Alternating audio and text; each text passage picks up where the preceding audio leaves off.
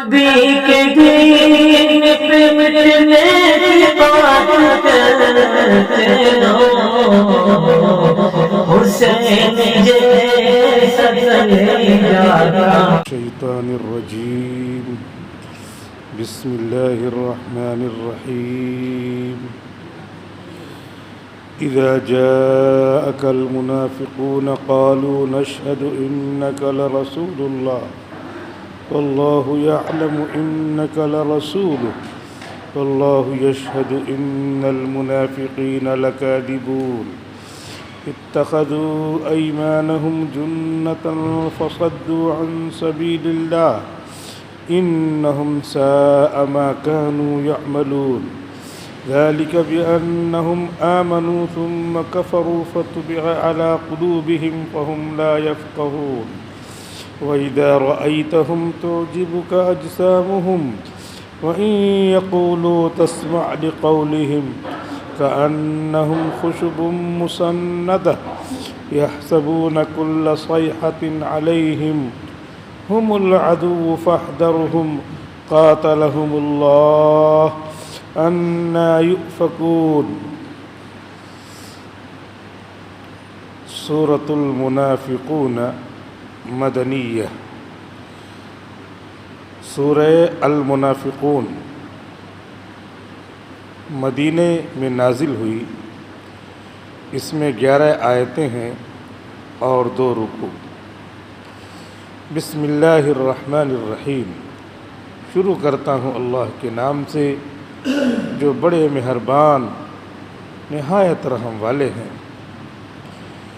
اذا جاءك المنافقون قالوا نشهد انك لرسول اللہ۔ منافقین جب آپ کے پاس آتے ہیں تو کہتے ہیں کہ ہم گواہی دیتے ہیں کہ یقیناً آپ اللہ کے رسول ہیں۔ واللہ یعلم انک لرسول، اور اللہ جانتا ہے کہ بے شک آپ اللہ کے رسول ہیں۔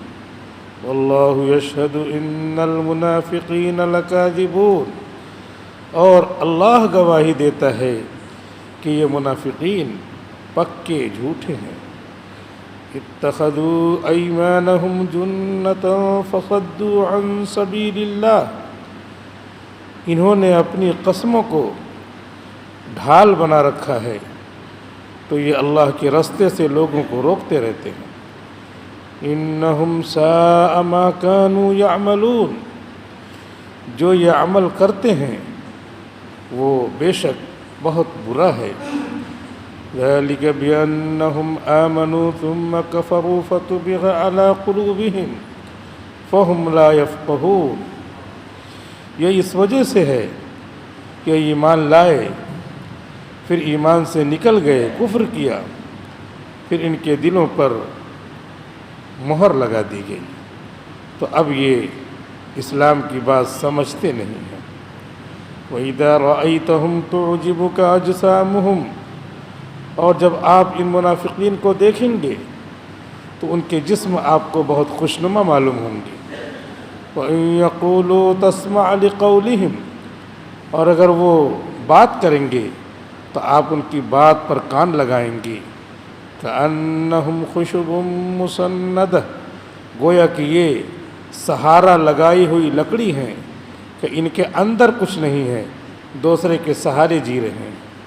يَحْسَبُونَ كُلَّ صَيْحَةٍ عَلَيْهِمْ، ہر چیخ و پکار کو اپنے خلاف ہی سمجھتے ہیں۔ ہم العدو فاحذرہم، یہی ہیں دشمن، ان سے بچتے رہیے۔ قاتلہم اللہ، اللہ انہیں غارت کرے۔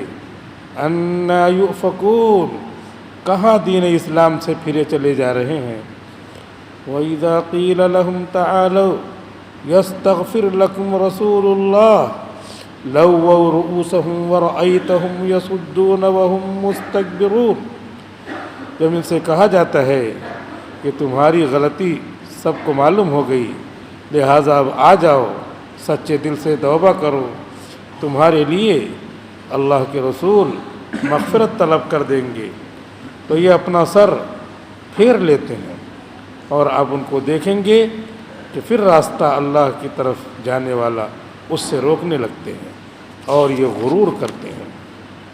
سواء علیہم استغفرت لہم ام لم تستغفر لہم، ان کے لیے برابر ہے، اے نبی آپ استغفار کریں یا نہ کریں، لن یغفر اللہ لہم، اللہ ان کی مغفرت نہیں فرمائے گا، ان اللہ لا یہدی القوم الفاسقین، بے شک اللہ تعالیٰ فاسق لوگوں کو ہدایت نہیں دیتا۔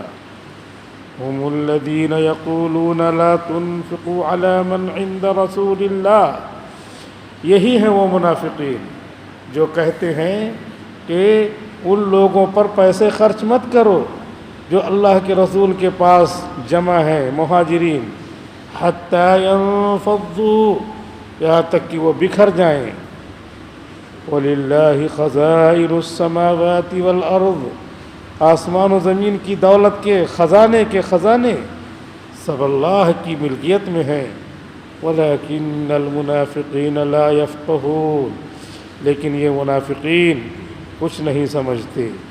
يَقُولُونَ لَئِن رَّجَعْنَا إِلَى الْمَدِينَةِ لَيُخْرِجَنَّ الْأَعَزُّ مِنْهَا الْأَذَلَّ، یہ کہتے ہیں کہ اگر ہم مدینے لوٹ کے پہنچے تو مدینے میں جو عزت والا ہے، یعنی ہم لوگ منافقین، تو مدینے میں جو عزت والا ہے وہ ذلت والوں کو، ذلیل لوگوں کو نکال باہر کرے گا، یعنی مسلمانوں کو، مہاجرین کو۔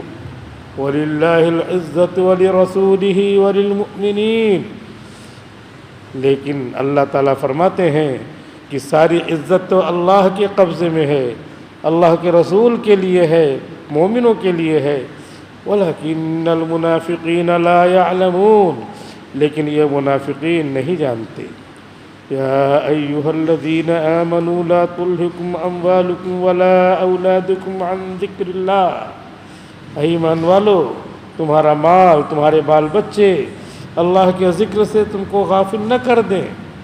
وَمَن يَفْعَلْ ذَلِكَ فَأُولَئِكَ هُمُ الْخَاسِرُونَ، اور جو غفلت میں پڑ گیا تو یہی لوگ خسارہ اٹھانے والے ہیں۔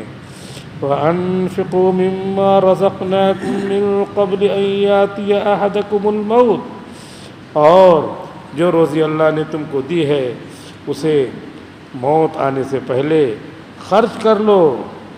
قبل فَيَقُولَ رَبِّ لَوْلَا أَخَّرْتَنِي إِلَىٰ أَجَلٍ قَرِيبٍ، کہیں کوئی یہ نہ کہنے لگے اے میرے پروردگار آپ نے مجھے کیوں نہیں مہلت دی تھوڑے اور دنوں تک کے لیے کہ زندہ رہتا، فَأَصَّدَّقَ وَأَكُن مِّنَ الصَّالِحِينَ، تو صدقہ خیرات کر لیتا پھر میری موت دیتے اور صدقہ خیرات کر کے میں نیک لوگوں میں سے بن جاتا۔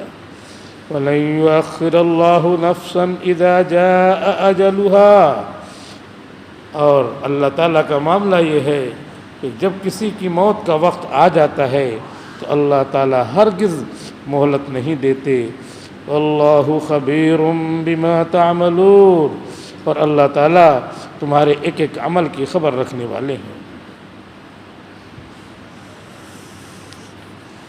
سورۃ المنافقون کی تفسیر شروع ہوئی ہے، 28واں پارہ ہے، آدھا پارے سے آگے ہم چل رہے ہیں، اب 29 اور 30 دو پارے اور آدھا یہ ملا کر 2.5 پارے کے قریب تفسیر بچی ہے۔ اللہ رب العزت سے دعا کریں کہ اللہ تعالیٰ عافیت کے ساتھ اس گاؤں کی ککرمنڈا کی سرزمین میں تکمیل قرآن تفسیر ترجمے کے ساتھ عافیت کے ساتھ تکمیل کی منزل تک پہنچا دے۔ زندگی کے ایام گزر رہے ہیں، آدمی صبح کرتا ہے شام کرتا ہے، اس طرح اس کی زندگی گزرتی چلی جاتی ہے۔ صبح ہوتی ہے شام ہوتی ہے، عمر یوں ہی تمام ہوتی ہے، صبح شام ہوتی ہے، زندگی پوری ہو جاتی ہے۔ ابھی حاجی سعید صاحب اللہ کو پیارے ہو گئے۔ ابھی میں کہہ رہا تھا سہیل بھائی سے کہ اب حاجی سعید کے بارے میں پوچھتا تھا کہ ہیں کہ صورت ہیں، عقل کنواں میں ہے کہ صورت ہے۔ اب یہ کوسچن ہی ایکسپائر ہو گیا، اب ہم یہ نہیں پوچھ سکتے کہ عقل کنواں میں ہے یا صورت میں ہے۔ اب تو آنکھیں بند ہو گئی، چلے گئے۔ اللہ رب العزت نے اس صورت کے آخر میں بیان فرمایا ہے کہ آدمی کو آنکھیں بند ہونے سے پہلے اللہ کا ذکر کر لینا چاہیے، نماز پڑھ لینا چاہیے، روزہ رکھ لینا چاہیے، صدقہ خیرات کر لینا چاہیے، چھوٹے بڑے نیک کام سب کر لینا چاہیے۔ کہیں ایسا نہ ہو کہ موت آ جائے اور بندہ یہ کہے لولا اخرتنی الی اجل قریب، اے اللہ کیا اچھا ہوتا تھوڑا اور آپ موقع دیتے، میرا مال تھا میں اللہ کے راستے میں خرچ کر لیتا، نیک بندہ بن جاتا، اب میں جا رہا ہوں۔ اللہ تعالیٰ کہیں گے کہ نہیں، اللہ تعالیٰ کے ہاں ہمارے ہاں یہ نظام ہے کہ موت کا ایک وقت مقرر ہے، جب موت کا وقت آ جاتا ہے تو اللہ تعالیٰ کسی کو پھر 1 منٹ آگے 1 منٹ پیچھے نہیں کرتے۔ وَلَن يُؤَخِّرَ اللَّهُ نَفْسًا اِذَا جَاءَ أَجَلُهَا، جب اس کی موت کا وقت آ جاتا ہے تو پھر 1 سیکنڈ آگے پیچھے ہونا نہیں ہے۔ اور اللہ تعالیٰ اس دنیا میں ہم کیا ہیں، کیا کر رہے ہیں، سارے اعمال کی خبر رکھ رہے ہیں۔ لہٰذا موت آنے سے پہلے ہر آدمی کو اس آخرت کے لیے تیاری کر لینا چاہیے، اور جو زندگی میں ہے کار خیر کرنے کے وہ کر لینا چاہیے، ورنہ پھر آخر موت تو سب کو آنی ہے۔ آدمی چلتا پھرتا ہے، رہتا ہے، پھر اچانک افسانہ ہو جاتا ہے، ایسا پتہ نہیں چلتا کہ یہ تھا بھی اور چلا گیا، اور ایسا پتہ نہیں چلتا کہ کسی کو مرنا بھی ہے۔ دونوں چیزیں اللہ نے ایسی رکھی ہیں کہ دونوں حقیقت ہیں۔ آدمی زندہ ہے، واقعی حقیقت ہے، چل رہا پھر رہا ہے، نمازیں اس پہ فرض ہیں، روزے فرض ہیں، زکوٰۃ فرض ہے، حج فرض ہے، سب کام ہو رہا ہے، اور اس کے بعد چلا گیا، وہ بھی حقیقت ہے۔ دونوں حقیقت ہے، دونوں نظروں سے غائب ہو جاتی ہے۔ نظر سوئے دنیا، قدم سوئے مرقد، کدھر جا رہا ہے، کہاں دیکھتا ہے؟ آدمی غافل ہے، دنیا کی طرف اس کی نظر لگی ہوئی ہے، یہ کام کر لیں، یہ کام کر لیں، یہ کام کر لیں، یہ کام کر لیں، اور روزانہ اس کا قدم شہر خاموشاں کی طرف بڑھتا چلا جا رہا ہے، قبر کی طرف بڑھتا چلا جا رہا ہے، قبرستان کی طرف بڑھتا چلا جا رہا ہے، اور وہ سمجھ رہا ہے کہ میری زندگی بڑی ہو رہی ہے، برتھ ڈے منا رہا ہے، خوشیاں منا رہا ہے، یہ نہیں سوچ رہا ہے کہ اب زندگی اور کم ہو رہی ہے، کم ہو رہی ہے۔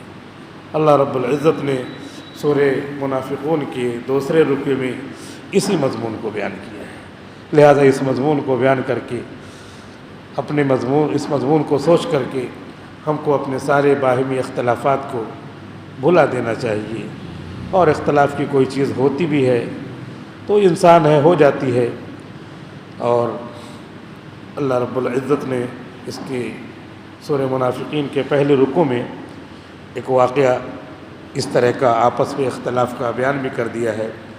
ایک غزوے میں تھے مسلمان، غزوہ مستلق، اس کا دوسرا نام ہے غزوہ مریسی۔ تو واپس لوٹ رہے تھے، ایک جگہ نماز پڑھنی تھی، پانی تھا وہاں پہ جمع تھا، پانی گڈھے میں تالاب کی شکل تھی، وہاں پہ وضو کر رہے تھے، تو پتہ نہیں کیا بات بگڑی۔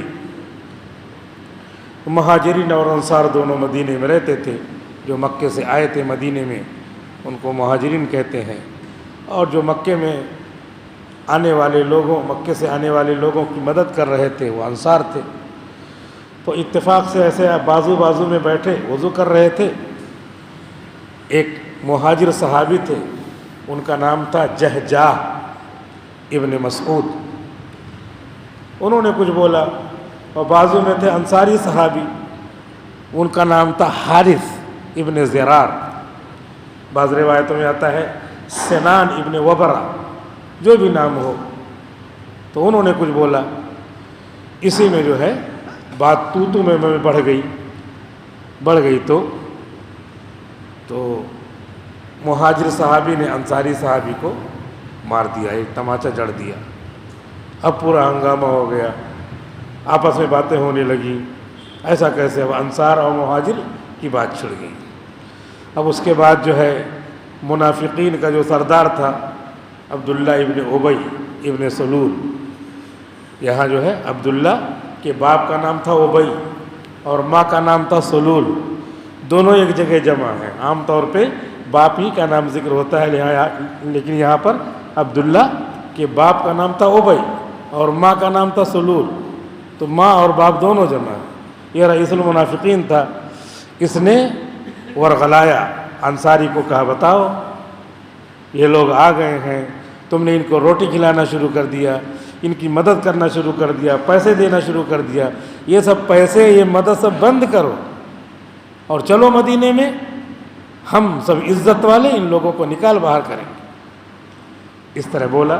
اب وہاں جو لوگ تھے سنے، اس میں سے ایک چھوٹے صحابی تھے، زید نام تھا، زید بن ارقم، انہوں نے بھی سنا، لیکن ابھی اور لوگوں سے عمر میں چھوٹے تھے، انہوں نے جا کے حضور صلی اللہ علیہ وسلم سے کہہ دیا کہ اللہ کے رسول ایسے ایسے ہوا ہے اور جھگڑا ہو گیا ہے۔ تو اور ایک منافقوں کا جو سردار ہے رئیس المنافقین عبداللہ ابن ابی، اس نے جو ہے اس طرح کہا ہے کہ مدینے میں پہنچ کر کے سب جو ہے مہاجرین کو نکال باہر کرو، عزت والے ہم لوگ ہیں، ذلت والوں کو نکال کے باہر کریں گے۔ اور جو ہے کہہ رہے ہیں کہ کھانا پانی بند کر دو، ان لوگوں کو دینا لینا سب بند کر دو، ایسے ہی سب چھٹ جائیں گے حتیٰ ينفضوا۔ تو حضور نے کہا اچھا ایسا کہا ہے، بلاؤ عبداللہ ابن ابی کو، رئیس المنافقین بلایا گیا۔ وہ رئیس المنافقین ابھی ہے، اس زمانے میں ایسا اوپن نہیں تھا کہ منافق ہے، کیونکہ سب نماز پڑھتے تھے، روزہ رکھتے تھے، ساتھ میں رہتے تھے، لیکن وہ خاص خاص لوگ جانتے تھے۔ تو یہاں پہ ابھی ہمارے سامنے آ رہا نا رئیس المنافقین، ایسے وہاں کہہ کے نہیں کہ رئیس المنافقین ادھر آؤ، ایسے نہیں، ان کو بلایا گیا، مسلمان تھے، مسلمانوں کے جرمٹ میں رہتے تھے، تو مسلمان سمجھا جاتا تھا، بلایا، پوچھا کہ ایسا ایسا واقعہ ہوا ہے، تم نے ایسے کچھ بولا ہے؟ تو اس نے کہا بالکل نہیں، میں اللہ کے رسول ایسے کیسے کہہ سکتا ہوں، ایسا میں نے بالکل نہیں کہا۔ اب اس کے بعد پھر جو ہے حضور نے کہا دیکھو یہ تو کہہ رہے ہیں نہیں کہا۔ زید بن ارقم نے کہا کہ اللہ کے رسول بولا ہے۔ کہا نہیں نہیں، اتنی چکنی چپڑی بات کر رہے تھے، اتنی صاف و شستہ کہ حضور صلی اللہ علیہ وسلم زید بن ارقم ہی پہ ناراض ہو گئے کہ بات تم قاعدے سے سنا کرو، بچے ہو جب سنا کرو صحیح صحیح تبھی آ کر کے بتایا کرو، ایسی باتیں آپس میں مسلمانوں کے خلفشار پیدا کرتی ہیں، ایسے مت کہو۔ اب وہ ڈانٹ ڈپٹ حضور نے کیا، اب دل دل میں ان کو بڑی ندامت ہوئی، بہت محجوب ہوئے، پشیمان ہوئے، اور دل ہی دل میں دعا کرنے لگے یا اللہ یہ پکا یہ بولا ہے اس نے، اب آپ ہی میری مدد کر سکتے ہیں۔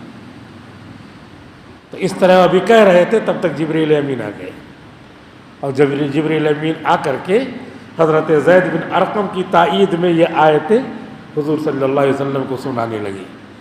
اذا جاءک المنافقون، یہ جبریل امین آ کے سنا رہے ہیں، منافقین جب آپ کے پاس آتے ہیں، قالوا نشہد انک لرسول اللہ، گواہی دیتے ہیں، کہتے ہیں کہ ہم گواہی دے رہے ہیں آپ پیغمبر ہیں، اللہ کے رسول ہیں، اللہ ایک ہے، ہم کیسے اس طرح کی بات کہہ سکتے ہیں؟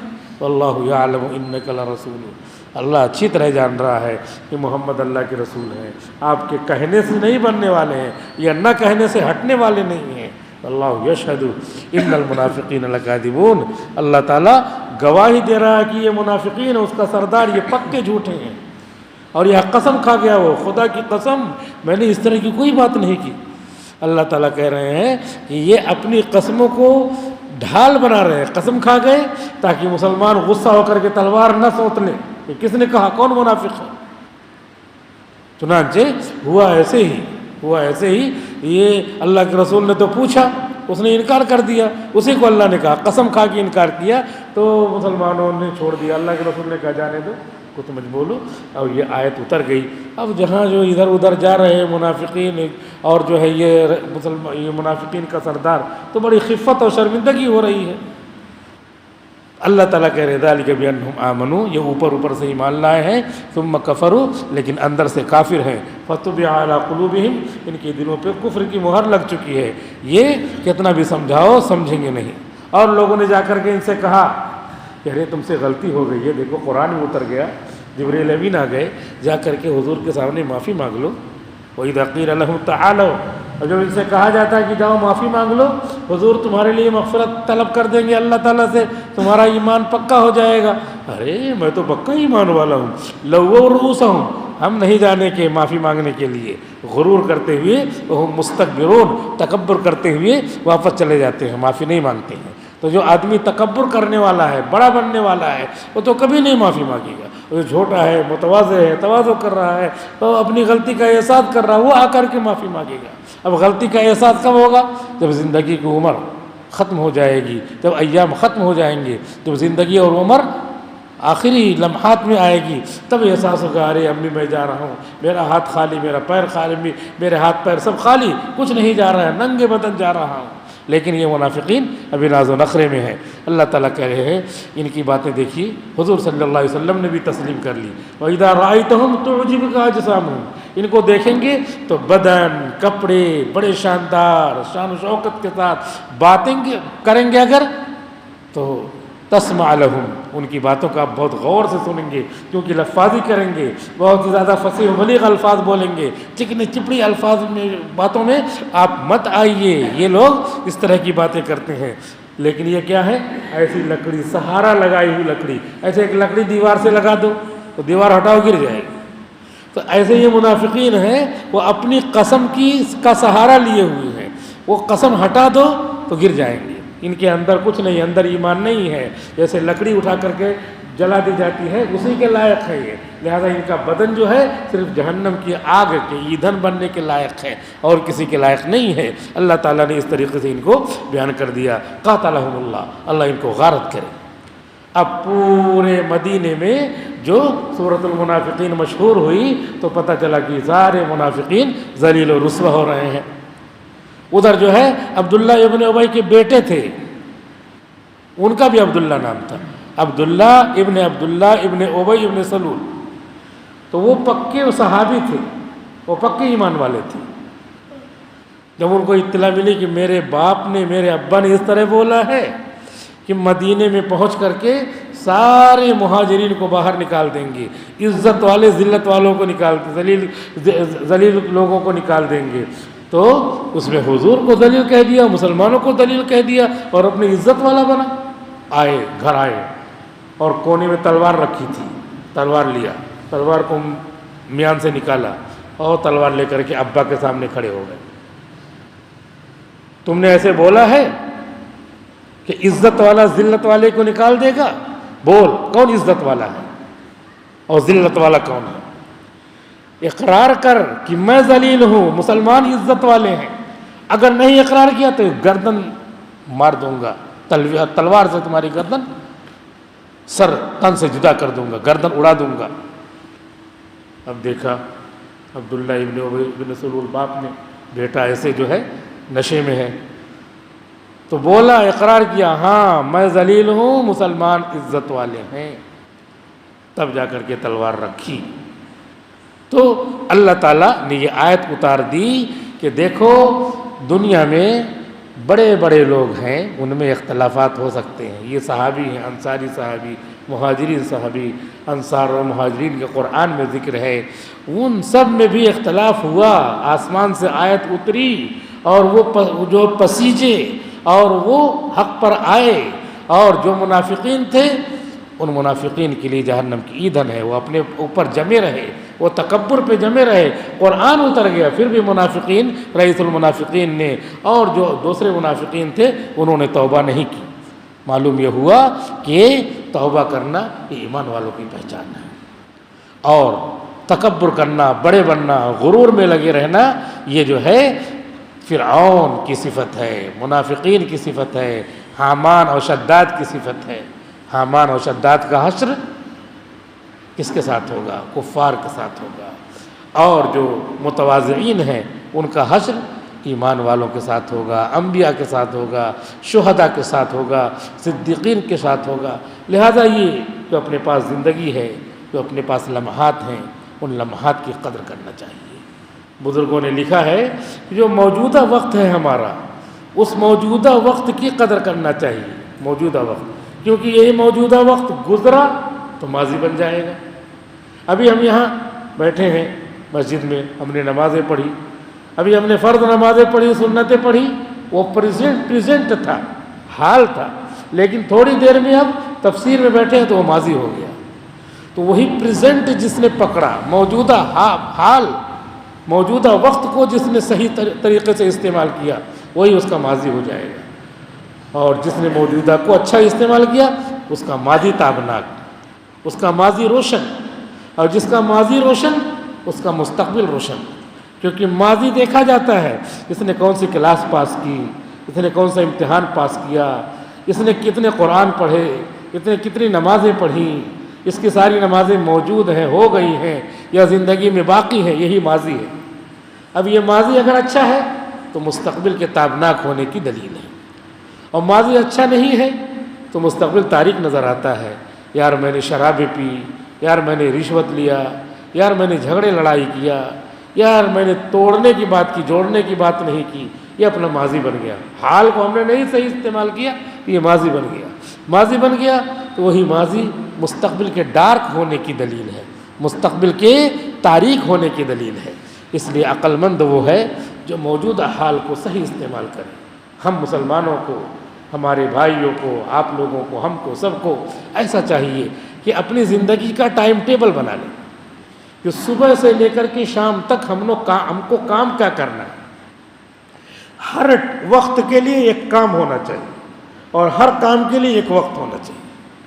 صبح سے اٹھ کر کے شام تک ہم کو ہر وقت کے لیے ایک کام، صبح 8 بجے سے لے کے 9 بجے تک کیا کام ہے، 9 بجے سے 10 بجے تک کیا کام ہے، 10 سے 11 تک کیا کام ہے، 11 سے 12 تک کیا کام ہے۔ ہر وقت کے لیے ایک کام ہونا چاہیے، اور ہر کام کے لیے ایک وقت ہونا چاہیے۔ دونوں طرف سے بات ہے، کوئی کام کرنا ہے فکس کر لیجئے، کوئی کام کرنا ہے فکس کر لیجئے۔ اورنگزیب عالمگیر رحمۃ اللہ علیہ نے طے کیا مجھے حفظ کرنا ہے قرآن پاک، انہوں نے اس کام کے لیے وقت فکس کر لیا کہ فجر سے پہلے مجھے 4 بجے اٹھنا ہے اور قرآن کریم یاد کرنا ہے۔ تو کام کے لیے وقت فکس کر لیا۔ اب اس کے بعد جب روزانہ صبح ہوگی، روزانہ رات آئے گی، صبح ہوگی، دن ہوگا، تو جب صبح ہوگی تو وہ کام اپنا ہوگا، کیونکہ کام کے لیے ہم نے ٹائم فکس کیا ہے۔ روز جو ہے اس طریقے سے گردش میں زمانہ رہے گا، وقت آتا رہے گا۔ روز صبح ہوتی رہی، فجر سے پہلے کا وقت آتا رہا، حضرت اورنگزیب عالمگیر رحمۃ اللہ علیہ قرآن حفظ کرتے رہے، اور اس وقت پورے ہندوستان کے وہ مالک تھے، بادشاہ تھے، اور ہندوستان میں اس وقت پاکستان بھی داخل تھا، اس وقت جو ہے بنگلہ دیش بھی داخل تھا، وہ متحدہ ہندوستان تھا، اتنے بڑے بادشاہ تھے، لیکن کام کے لیے انہوں نے فکس کر لیا تھا وقت، اس لیے اسی وقت میں انہوں نے حفظ کرنا شروع کیا، اور کہتے ہیں 3 سال میں یا اور بھی زیادہ وقت لگا ہو، جو بھی ہو، اس ٹائم میں اللہ رب العزت نے کیا کر دیا، ان کو قرآن کی دولت سے نوازا، حافظ قرآن بن گئے۔ ایسے ہی ہم اگر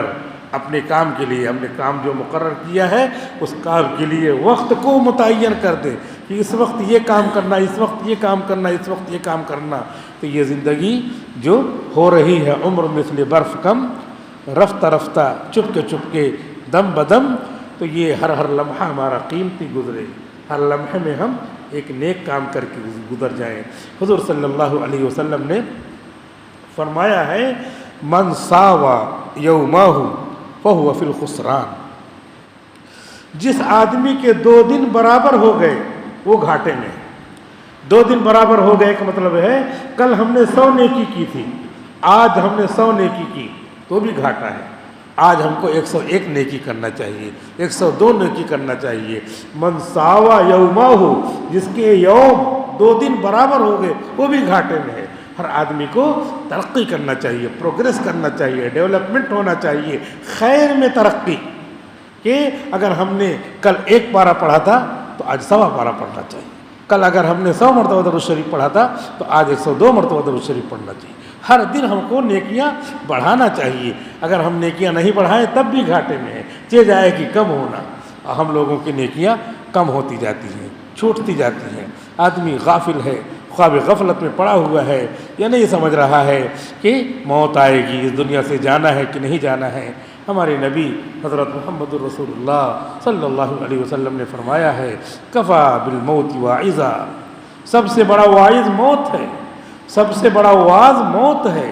کافی ہے اگر کوئی آدمی غور کرے، موت ہی سے وعظ و نصیحت حاصل کرے تو صرف یہی کافی ہے اس کے سدھرنے کے لیے، اس کے راہ راست پر آنے کے لیے. لہذا راہ راست پہ آنے کا صرف ایک طریقہ ہے. بزرگوں نے لکھا ہے کہ آدمی کو یہ سوچ لینا چاہیے کہ دن بھر میں مجھ سے کوئی معصیت نہ ہو، کوئی گناہ نہ ہو، کوئی خدا کی مرضی کے خلاف کام نہ ہو. بس یہی سوچ لے تو اس کی زندگی کامیاب ہے. کیونکہ کوئی گناہ نہیں ہوگا تو وہ ثواب کا کام ہی ہوگا. کوئی آدمی اگر گناہ نہیں کر رہا، غلطی نہیں کر رہا تو وہ ثواب کا کام ہوگا. غلطی نہ کرنا، گناہ نہ کرنا ہی ثواب ہے. تو یہ سب سے شارٹ اور آسان کام بزرگوں نے بنا دیا کہ صبح ہوتے ہی آدمی اپنے ٹائم ٹیبل کی حساب سے، نظام الاوقات کے حساب سے زندگی گزارے اور دل میں یہ عزم مصمم رکھے کہ مجھ سے کوئی اللہ کی نافرمانی نہ ہو. اور اگر ہو جائے تو فوراً نیکی کر لے. ایک غلط کام ہو گیا، فوراً قل هو اللہ احد 3 مرتبہ پڑھ لیا، پورے قرآن کا ثواب ملا. اب پورا قرآن کا ثواب جو ہے اس برائی کو ختم کر دے گا، ڈیلیٹ کر دے گا. تو اس طریقے سے ایک مسلمان کی زندگی ہونی چاہیے. اور نفاق کی خصلتیں کہ جھگڑا، لڑائی، آپس میں کینہ رکھنا، بغض رکھنا، اور دوسروں کو بہکانا اور دوسروں کو دین سے ہٹانا، یہ سب نفاق کی خصلتیں ہیں. سورۃ المنافقین نازل کر کے اللہ رب العزت نے ہم کو آپس کی لڑائی سے بچایا ہے، نفاق سے بچایا ہے کہ اذا خاصم فجرا. منافق وہ ہے کہ جب لڑائی کرتا ہے وہ، اور لڑائی کرتا ہے تو گالم گلوچ کرتا ہے. یہ سب کیا ہے؟ یہ سب منافقین کی خصلت ہے. پکے مومن کی خصلت کیا ہے؟ وَإِذَا مَرُّوا بِاللَّغْوِ مَرُّوا كِرَامًا. اللہ کے رحمان کے بندے وہ ہے کہ جب غلط چیزوں کے پاس سے گزرتے ہیں تو شریفانہ گزرتے ہیں، کان سے گویا کہ سنا ہی نہیں، گزر جاتے ہیں، ان کو اسے لینا دینا ہی نہیں. لا یعنی سے پرہیز کرتے ہیں. لا یعنی سے پرہیز کرنے کی وجہ سے ان کو زندگی میں بھی دین کی برکتیں ملتی ہیں، اور آخرت میں تو اللہ رب العزت کا دیدار، جنت الفردوس، وہ جنت کی نعمتیں ملیں گی ہی. اب دعا کرتے ہیں اللہ رب العزت ہم سب کو جنت کی نعمتیں عطا فرمائے اور دنیا میں صحیح طریقے سے اللہ کے رسول کی سنتوں کے مطابق زندگی گزارنے کی توفیق دے. آمین. وآخر دعوانا الحمد للہ رب العالمین.